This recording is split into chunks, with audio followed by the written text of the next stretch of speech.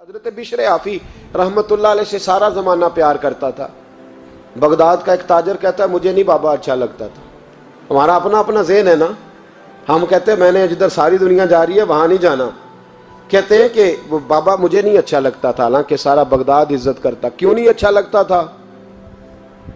کہتے ہیں اس لیے کہ بابا نہ صرف فرض مسجد میں پڑھتا تھا، باقی نماز گھر جا کے۔ تو میں کہتا تھا اتنا ولی ہے تو باقی بھی مسجد میں پڑھے۔ کہتے ایک دن میں نے کہا جسوسی کرنی ہے اس کی، جو کہ اسلام میں منع ہے۔ کہتے حضرت بشر آفی رحمۃ اللہ علیہ نے جمعے کے فرض پڑھے، فرض پڑھ کے نکل گئے دوڑ کے۔ فرماتے ہیں میں پیچھے ہو گیا، میں نے کہا آج میں نے سنتیں چھوڑ دی ہیں پر اس کا پتہ کرنا ہے، سنت نفل بعد میں پڑھوں گا۔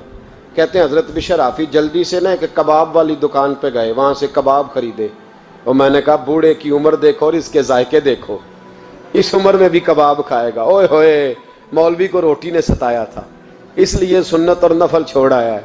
کہتے ہیں تھوڑا سا وہ آگے بڑھے تو نان بھائی کی دکان سے نا نان خریدے۔ میں نے کہا دیکھو یار، دیکھو اس کے ذائقے، گرم نان کھائے گا۔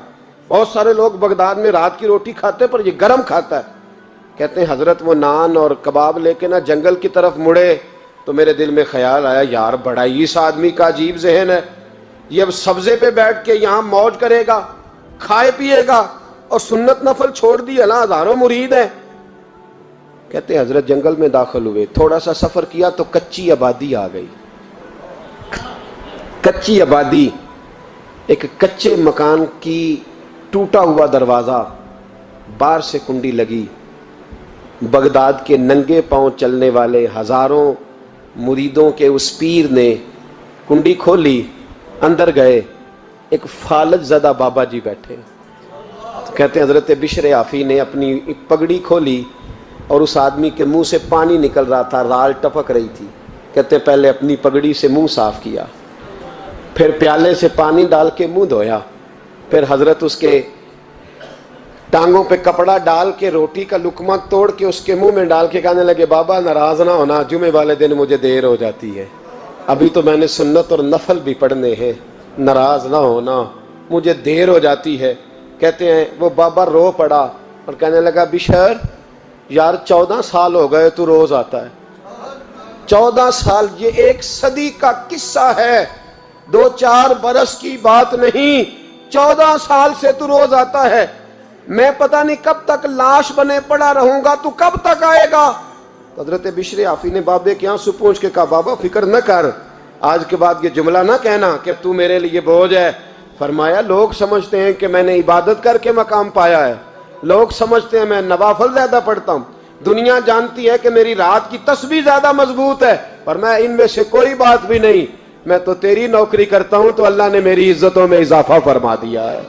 سوچ ہی صاف نہیں، نظریہ ہی ٹھیک نہیں، فکر ہی ٹھیک نہیں۔ اسلام نظریے کا مذہب ہے، سوچ کا۔ مسند امام احمد بن حنبل کی حدیث سنی، حضرت انس بن مالک فرماتے ہیں جب انسان نے روزہ رکھا ہوتا ہے نا تو روح ویسے ہی پاک ہوتی ہے اس کی۔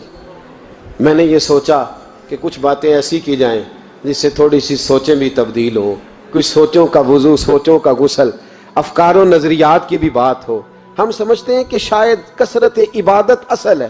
اقبال کہتے ہیں یہ ذکر نیم شبی، یہ مراقبے، یہ سرور، تیری خودی کے اگر نگہباں نہیں تو پھر کچھ بھی نہیں، تیری خودی کے اگر، اور پھر عام چیز نہیں کہا یہ ذکر نیم شبی، سویرے سحری کا ذکر، یہ مراقبہ، یہ جو تو گھنٹوں اللہ کی یاد میں بیٹھا رہتا، یہ سرور، کہتے بے کیف عبادت نہیں، سرور والی، یہ ذکر نیم شبی، یہ مراقبے، یہ سرور، تیری خودی کے اگر نگہباں نہیں، اگر تیرے نظریے کو نہیں بدل سکے، تیری سوچ نہیں بدل سکے، تیرا ایمان مضبوط نہیں کر سکے، تیری خودی کے اگر نگہباں نہیں تو پھر کچھ بھی نہیں۔ اور خرد نے کہہ بھی دیا لا الہ الا اللہ تو کیا حاصل، دل و نگاہ، دل و نگاہ، دل و نگاہ اگر مسلمان نہیں تو پھر کچھ بھی نہیں، دل و نگاہ۔ اقبال کہتے ہیں ایک دل کا کلمہ پڑھ، دوسرا نظر کا کلمہ پڑھ، ان پہ پابندی لگا۔ دل و نگاہ اگر مسلمان نہیں تو پھر تو کچھ بھی نہیں، کچھ بھی نہیں۔ حضرت انس بن مالک کہتے ہیں میں حضور کے پاس بیٹھا تھا، حضرت عبداللہ ابن عمر بھی بیٹھے تھے، کوئی بات ہو رہی تھی، ایک حجرے میں بیٹھے تھے، دروازے پہ دستک ہوئی۔ مسند امام احمد میں حدیث ہے نبی پاک علیہ السلام نے فرمایا انس دروازہ کھولو، دروازے پہ وہ بندہ ہے جس کو اللہ بغیر حساب کتاب جنت عطا فرمائے گا، وہ بندہ ہے دروازے پہ۔ حضرت انس بن مالک کہتے ہیں میں نے دروازہ کھولا تو بندہ دیکھا، غریب سا ایک انصاری صحابی، اور بندہ بڑا سادہ، وضو تازہ کر کے آیا ہے تو پانی کے قطرے داڑھی سے بہہ رہے ہیں، اور چمڑے کے جوتے اس نے لپیٹ کے نا تو بغل میں چھپائے ہوئے، آ کے اتحیات کی حالت میں بیٹھا، حضور سے دو چار باتیں کی، چلا گیا۔ ہم اس کا رنگ دیکھتے رہے اور مصطفیٰ کا کرم دیکھتے رہے۔ اس کو حضور نے جنتی کہا ہے۔ کہتے ہیں اگلے دن اسی ٹائم اسی وقت ہم حضور کے پاس بیٹھے تھے، پھر دروازے پہ دستک ہوئی، حضور نے فرمایا دروازہ کھولو، دروازے پہ وہ بندہ ہے جسے اللہ بغیر حساب کتاب جنت عطا فرمائے گا، بغیر حساب۔ کہتے ہیں دروازہ کھولا، اور جیسے ہی میری نظر پڑی بندہ بھی وہی ہے جو کل آیا تھا، اور انداز بھی وہی ہے جو کل تھا، اسی طرح پانی کے قطرے، اسی طرح جوتے بغل میں، السلام علیکم، کل حضور فلاں بات کی تفصیل پوچھنی مجھ سے رہ گئی تھی، غلطی ہوگی، دوبارہ آیا ہو۔ اس نے اپنی گفتگو کی، چند جملوں میں بات سمیٹی، چلا گیا۔ فرماتے ہیں اتفاق کی بات کہ دن تیسرا، بندے بھی ہم دونوں، میں اور عبداللہ ابن عمر۔ حضرت انس بن مالک کہتے ہیں دونوں بیٹھے تھے، سیم ٹائم سیم ڈے۔ پھر دستک ہوئی، حضور نے فرمایا دروازہ کھولو، اور مسکرا کے فرمایا دروازے پہ وہ بندہ ہے جسے اللہ بغیر حساب کتاب جنت عطا فرمائے گا۔ کہتے ہیں کھل اٹھے ہمارے چہرے، باہر گئے، دستک ہوئی تھی، دروازہ کھولا۔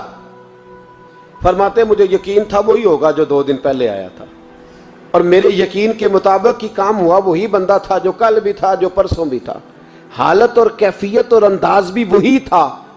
پانی کے قطرے بہہ رہے ہیں، اور اس شخص نے جوتے بغل میں دبائے ہوئے خدمت میں حاضر ہوا، بیٹھ گیا، بات چیت کی، چلا گیا۔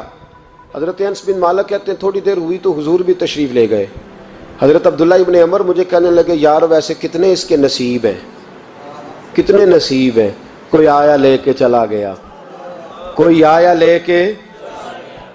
لے کے چلا گیا، کوئی عمر بھر بھی نہ پا سکا، میرے مولا تجھ سے گلا نہیں، یہ تو اپنا اپنا نصیب ہے، یہ تو اپنا اپنا، اور نہ کسی کے حال پہ طنز کر، نہ کسی کے غم کا مذاق اڑا، وہ جسے چاہیں جیسے نواز دے، یہ مزاج لطف رسول ہے صلی اللہ تعالی علیہ وسلم۔ کہتے ہیں ہم لوگ گفتگو کرنے لگے، عبداللہ ابن عمر مجھ سے کہنے لگے یار ویسے پتہ کرنا چاہیے یہ کون سا عمل کرتا ہے، پتہ کرنا، جیسے ہم نہیں پتہ کرتے کہ یہ بندہ بڑا چمک گیا، پتہ کرو کون سا کاروبار کرتا ہے، ذرا اس کی جاسوسی تو کرو۔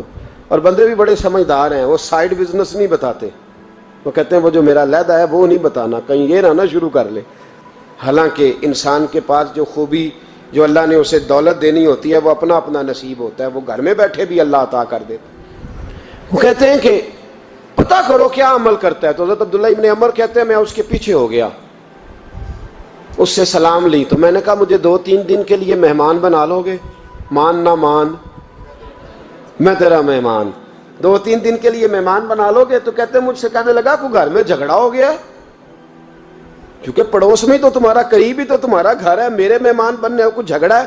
تو میں نے کہا چلو ایسے ہی سمجھ لو، پر مجھے مہمان بنا لو۔ کہتے ہیں میں 3 دن اور 3 راتیں اس شخص کے ساتھ رہا، وہ کتنا صدقہ کرتا ہے میں نوٹ کرتا رہا، نماز کتنی پڑھتا ہے، اس کا کیا، میں چاہتا تھا کہ وہ عمل مجھے ملے جس کی برکت سے مصطفیٰ نے اسے 3 مرتبہ جنتی فرمایا ہے، تاکہ وہ کیفیات مجھے بھی ملیں۔ حضرت عبداللہ ابن عمر کہتے ہیں کہ میں نے کوئی خاص چیز نہیں دیکھی، وہ عشاء پڑھتا تو فجر تک بستر پہ کروٹیں لیتا، اور میں الحمدللہ اٹھ کے تہجد بھی پڑھتا، نوافل بھی پڑھتا۔ کہتے ہیں وہ 1 سپارہ پڑھتا، میں 3 پڑھتا۔ فرماتے ہیں اس نے 3 دنوں میں کھجور بھی صدقہ نہیں دی، کہ کھجور بھی، اور میں نے بڑے بڑے غریبوں کی مدد کی۔ میں کہنے لگا کہ عمل تو میرا زیادہ ہے اس سے، پھر خوبی کیا ہے؟ خاص توجہ کرنا، اسلام اور دین کا جو فکری اساس، جو فکری اساس ہمیں صحابہ نے دی۔ حضرت عبداللہ ابن عمر کہتے ہیں میں نے تیسرے دن اسے کہا بھائی اللہ تیرا بھلا کرے، تو نے بڑی خدمت کی، میں نے جانا ہے میرا کوئی جھگڑا نہیں ہوا تھا، میں تو بس تیرا عمل دیکھنے آیا تھا کہ تو عمل کیا کرتا ہے۔ تو وہ صحابی کہتے ہیں مجھے کہنے لگے یار تو میرا عمل دیکھنے آیا تھا، مجھے بتا تو صحیح کیا نے، اور کیوں دیکھنے آیا میرا عمل، تجھے کیا ضرورت پڑی میری جاسوسی کی؟ تو کہتے ہیں مجھ سے جب اس نے سوال کیا تو میں نے اس کو کہا بھائی تو 3 دن آیا نا ہم بیٹھے ہوئے تھے؟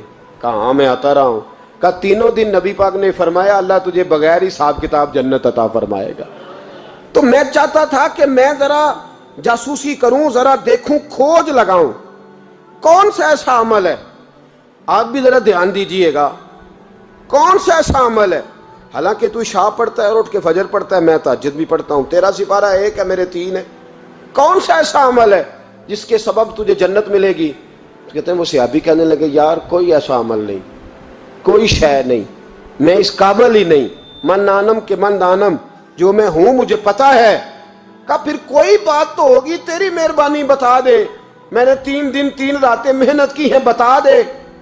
کہتے ہیں وہ کہنے لگے اگر تجھے بتاؤں نا تو پھر سن، میں جب رات کو سوتا ہوں تو اپنے دل پہ نظر ڈالتا ہوں، اور سویرے جب اٹھتا ہوں تو پھر اپنے دل پہ نظر ڈالتا ہوں، موبائل پہ نہیں، کنجی پہ نہیں کہ چابیاں کدھر ہیں، بٹوے پہ نہیں، میں رات کو سوتے ہوئے بھی اپنے دل پہ نظر ڈالتا ہوں، سویرے اٹھتے ہوئے بھی میں سب سے پہلے اپنے دل پہ نظر ڈالتا ہوں۔ فرماتے ہیں الحمدللہ میرے دل میں کسی کا حسد نہیں ہے، کسی کے بارے میں کوئی کینہ نہیں ہے، کوئی کسی کے بارے میں میل نہیں، میں اللہ کے ہر بندے کے بارے میں سوچ، نظریہ، فکر اچھی رکھتا ہوں۔ اور فرمایا میں تیرے بارے میں بھی عبداللہ یہی سوچتا ہوں کہ تو مجھ سے زیادہ نیک ہے۔ الحمدللہ اس وقت بھی میرا ذہن یہ ہے کہ انس بن مالک مجھ سے زیادہ پرہیزگار ہے، اس وقت بھی میری سوچ یہ ہے کہ محبوب کے سب صحابہ میں سب سے کمزور میں ہی ہوں۔ نابد عبداللہ ابن عمر کہتے ہیں میں نے اس کا ہاتھ چوما، میں نے کہا سمجھ آ گئی ہے، تیرا نظریہ، تیری سوچ پکی اور سچی مسلمان ہے، تو دل اور روح کا مسلمان ہے، تو نظر اور روح کا مسلمان ہے۔ یہ سبب ہے کہ اللہ کے رسول نے زمین پر چلتے ہوئے بھی تجھے 3 دفعہ جنت کی بشارت عطا فرما دی۔